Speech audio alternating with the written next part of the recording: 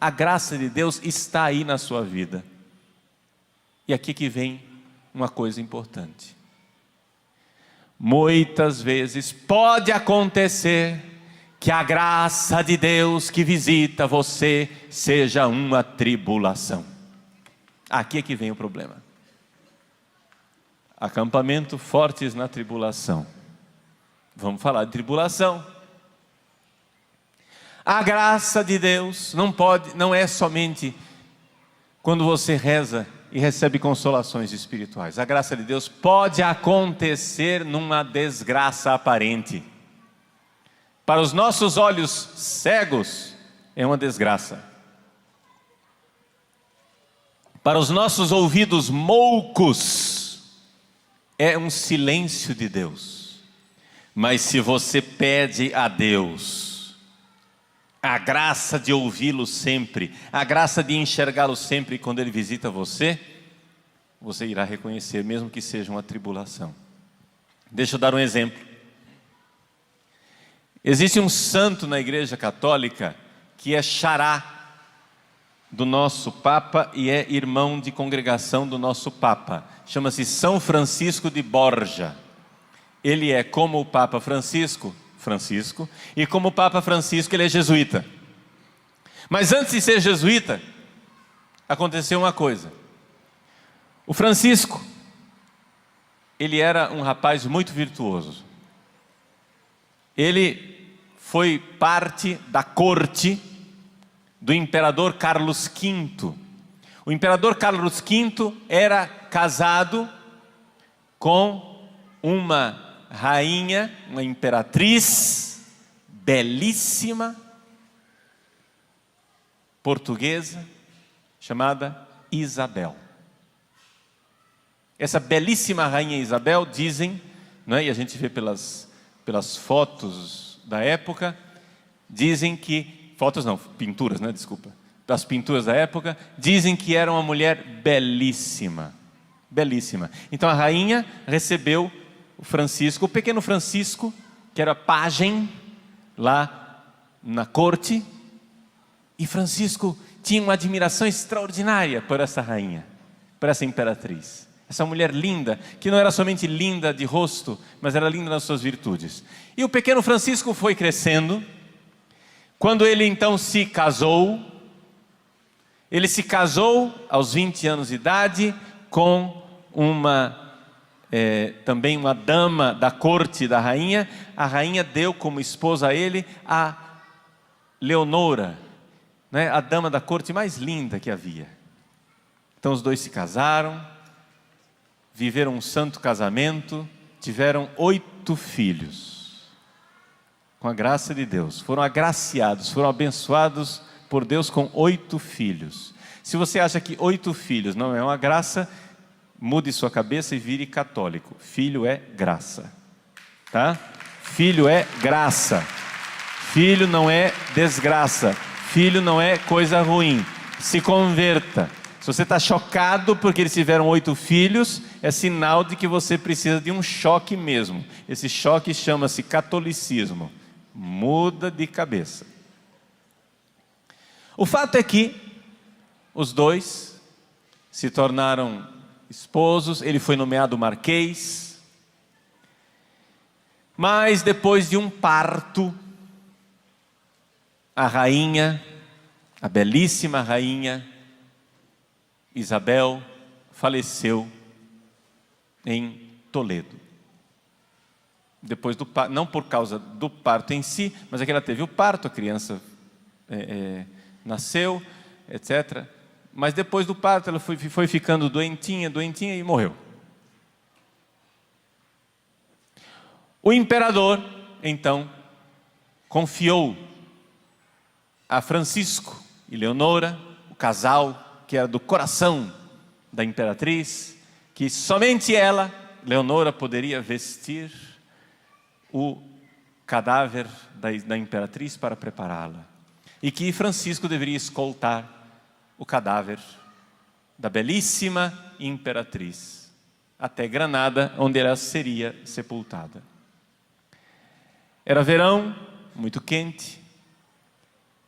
Fizeram todo o cortejo fúnebre, quando finalmente o corpo da imperatriz ia ser sepultado, cabia a Francisco a graça, digamos assim, ou seja, a honra de reconhecer os espólios da imperatriz, reconhecer o corpo dela antes de ser sepultado, para dizer, é ela mesma, esse corpo aqui. Abriram o caixão. E ela estava tão decomposta, tão desfigurada, o cadáver estava tão horrível, que todo mundo, quando abriu a tampa do cadáver, do caixão, todo mundo saiu, porque o cheiro era insuportável. Francisco ficou ali diante daquele cadáver decomposto, daquele rosto comido de vermes, e disse para si mesmo: onde está a minha imperatriz? Onde está a minha bela rainha, a quem eu devotei os meus dias de serviço? Onde está aquele rosto que tantas vezes eu admirei e contemplei? E dali para frente ele jurou para Deus que nunca mais serviria um rei mortal, mas somente serviria o rei que não morre, o rei que está no céu.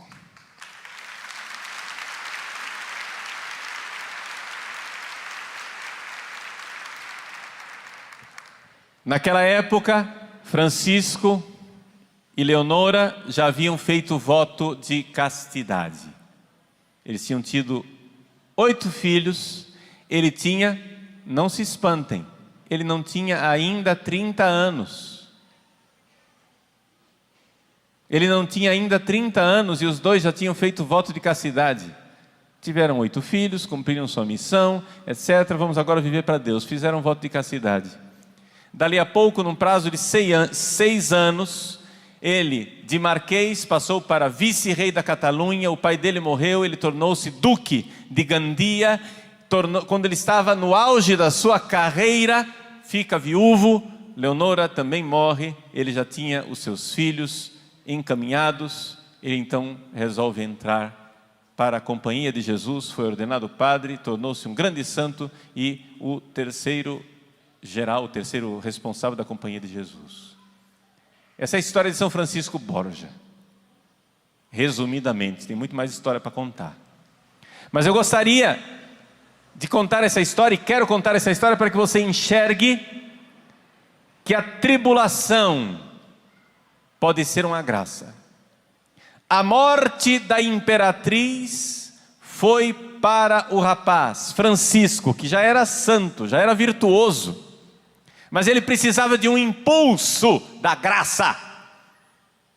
Ele precisava de um impulso da graça. Ele tinha uma carreira política, ele tinha uma carreira humana.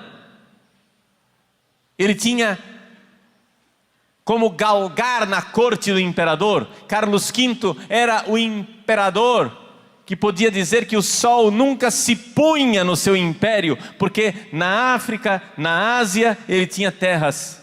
Lá nas Filipinas, na Ásia e na América, o sol nunca se punha no império de Carlos V. Francisco Borja tinha uma carreira promissora nesse império. Ele, com 30 anos de idade, foi nomeado rei, vice-rei.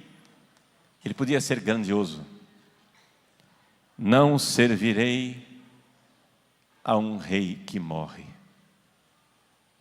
Vejam como a morte, que é uma desgraça, a morte que é uma coisa ruim, tornou-se o momento da graça. Nós pedimos a Deus o pão nosso de cada dia. Nós pedimos a Deus as graças necessárias para chegarmos no céu. Nós pedimos a Deus as graças para nós um dia chegarmos a contemplá-lo face a face no céu. Às vezes Deus ouve a nossa oração, mas nós não reconhecemos. Às vezes Deus permite que a morte, a dor, a tribulação sejam a misericórdia que bate à sua porta. Meus irmãos, a misericórdia de Deus é como uma árvore. Essa árvore ela tem vários galhos, mas alguns galhos a gente não quer reconhecer. É por misericórdia de Deus que eu existo, é por misericórdia de Deus que eu recebo o perdão dos pecados, é por misericórdia de Deus que eu tenho os sacramentos, a fé, a igreja, as virtudes, é por misericórdia de Deus que eu tenho o alimento, a vida, o ar para respirar, a natureza belíssima para contemplar, é por misericórdia de Deus que eu tenho tudo, mas é também por misericórdia de Deus que nós somos castigados. Nossa, padre, que é isso? Deus castiga? Mas padre, Deus é amor? Deus é misericórdia? E eu digo, é verdade, Deus é amor e misericórdia, mas exatamente porque é amor e misericórdia, Ele castiga. Quem é pai ou mãe aqui, levanta a mão. Você já colocou o seu filho de castigo? Porque você odeia seu filho. Por que você colocou seu filho de castigo? Ó mãe malvada, ó pai cruel, porque você o odeia? Não. E se seu filho fizer bico e disser, eu estou com raiva de você, eu não quero saber de você, eu não amo mais você, você vai tirar o castigo? Não, porque você ama, mesmo quando o seu filho não compreende o seu amor. A tribulação pode ser um momento da graça de Deus visitando a sua vida. Deus pode estar batendo à porta. São Máximo, confessor, um grande santo da igreja, que viveu no primeiro milênio, século VII, São Máximo disse assim: os idiotas clamam a misericórdia o dia inteiro, quando ela se manifesta não a reconhecem. Deus pode estar batendo à sua porta, assim como a imperatriz Isabel, falecida e morta, ali foi um momento de graça divina para São Francisco Borja. Deus pode estar chamando você e dizendo, corações ao alto, não sirva mais a uma imperatriz mortal, sirva a um rei que nunca perece. Pode ser que você estivesse querendo bens materiais e diante dos bens materiais destruídos, Deus diz a você, acumulai tesouros no céu, onde nem a traça come e nem a ferrugem corrói. Pode ser que seja Deus visitando você, e você não está enxergando. Quantas e quantas vezes eu já ouvi confissão de pessoas, senhoras, por exemplo, atribuladas, mães de família, que dizem assim, padre, eu rezo tanto pela conversão da minha família, e minha família não muda nunca, e eu só vejo as coisas precipitando, e cada vez piores, e eu digo, minha filha, você tem certeza que você está rezando pela conversão da sua família? Ela disse, estou, padre. Então você faz parte da sua família? Faço, padre. Reze pela sua conversão, porque a primeira pessoa que Deus quer converter é você. A tribulação pode ser exatamente um grito da misericórdia de Deus que está dizendo para você, pare de colocar coisas mundanas no lugar de Deus. Pare de ofender a Deus, buscando a felicidade num bem-estar, numa calmaria, numa paz aqui na terra, quando Deus na verdade quer te prometer o céu e quer que você eleve o seu coração. Onde está a sua esperança? Onde está a sua esperança? A sua esperança está ancorada no céu, ou sua esperança está agarrada ao Titanic que afunda? Onde está a sua esperança? É no céu ou no navio que afunda? Então pare de pedir a próxima música. Pare de ficar entretido com a orquestra. Corações ao alto.